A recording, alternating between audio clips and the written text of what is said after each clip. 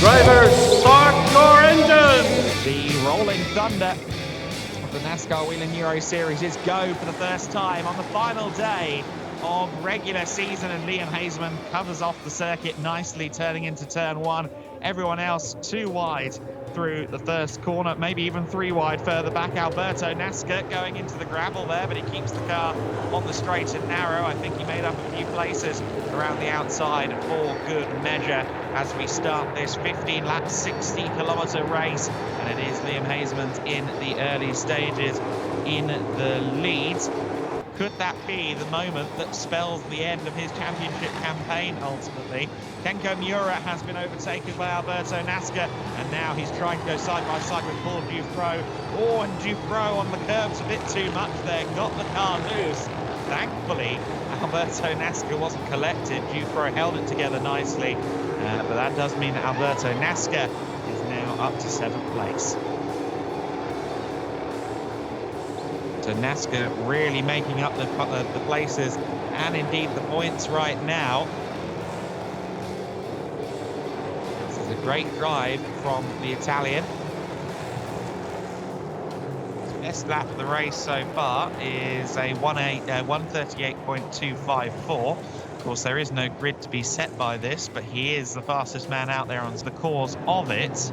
Nonetheless, this battle for second place continues on.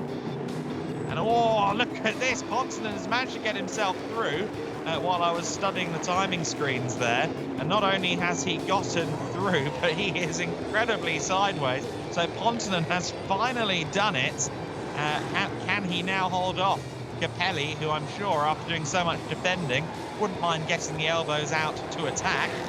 Let's see if he can maybe, just maybe, challenge Ponton once again. Delso and Nasca, though, keeping a watching brief and taking a keen interest in hopping into the podium places. Through the final chicane, though, comes Liam Hezemans. He will crest the hill now. Here comes the 50 car emblazoned with the colours of the Dutch flag. It's the closest thing to a home race for Liam Hezemans. He considers it a home race, and he crosses the line to take the win here at the Circuit Zolder. Ponton takes second, third place for Capelli, and just holding on to fourth place is Ulis Delso. Alberto Nasca, our championship leader coming into this weekend, our championship leader coming out of this weekend too.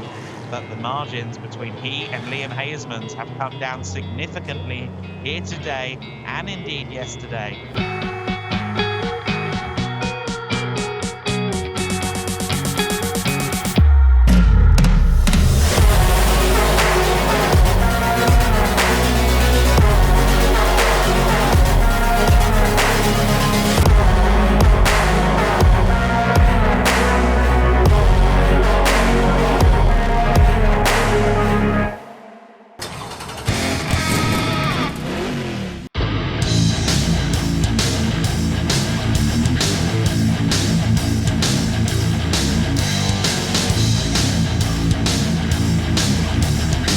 Drivers, start your engines! As the cars start to build their pace and head towards the lights, which will go out momentarily for Gianmarco Ercoli and the chasing pack.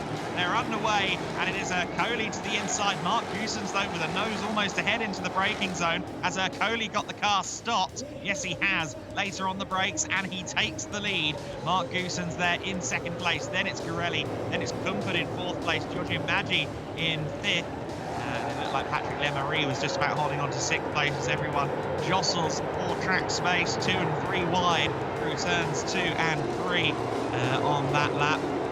And Martin Dubek, he gave a sign to Alan Day that he was going to try and go up the inside, and that's exactly what he's done. But Alan Day tries to fight back. He's not able to do so. So Alan Day is actually falling back through the order. This is disastrous for Alan Day. He did the deal last minute to move into Speedhouse on a one-off basis so he could be here at Zolder after PK Carsport's initial deal with him was good for 5 races. And now he's losing positions, which is the absolute opposite of what he would want. Alan Day has gone missing. Alan Day hasn't crossed the line, or has he? Yes, he has, but he's crossed the line in 25th place. So Alan Day has gone missing there. I didn't spot that while I was looking at some of the information I'm being provided with here. Alan Day, with a 2:02 on his last lap, he did cross the line. He's not in the pits, but he's down in 25th place.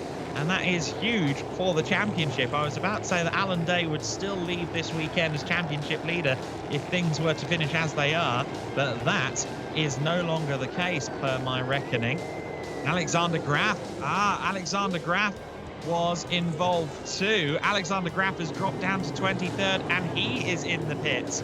Okay, so a lot has happened here in the mid-pack somewhere, and Alexander Graf is also dropping down the order. Alexander Graf, who was hoping here, especially with Alan Day already withdrawn in the pit lane, he was hoping to get an opportunity here to gain some good points over Alan Day, and that's not going to happen. The 11 car is embedded in the gravel. That's Paul van Pollart.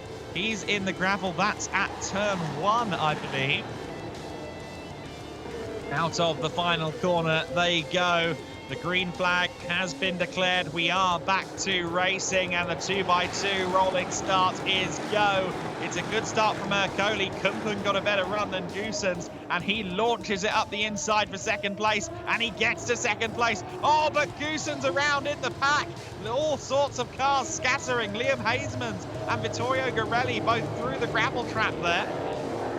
We're under full course yellow conditions, and there you see Lemarie and Dubek, who were involved in that. They were much further in the pack, outside the top 10. There's Vittorio Garelli. That car is missing a great many parts, and I feel for not only Motorsport there, because they've been having one of their best weekends of the season. It is Gianmarco Ercoli with an amazing weekend for his championship campaign. He takes the win ahead of Anthony Kumpen in second place. Sebastian Blekemolen will be delighted with his podium. And I think driver of the day, if there were such a thing, has to go to Challenger Trophy winner and fourth place overall finisher Fabrizio Armetta, who drove straight through the eye of the storm at turn 1 on that dramatic restart that claimed Mark Goossens and many others. Kenko Miura in 5th place, a good return to Euronascar for the Japanese racer. I really hope we see him again in Croatia. Johnny Hout-Jarvi in 6th place ahead of Claudio Remeggio Capelli. Remo Lips in 8th place ahead of Leonardo Colavita and Frederic Gamion rounding out our top 10.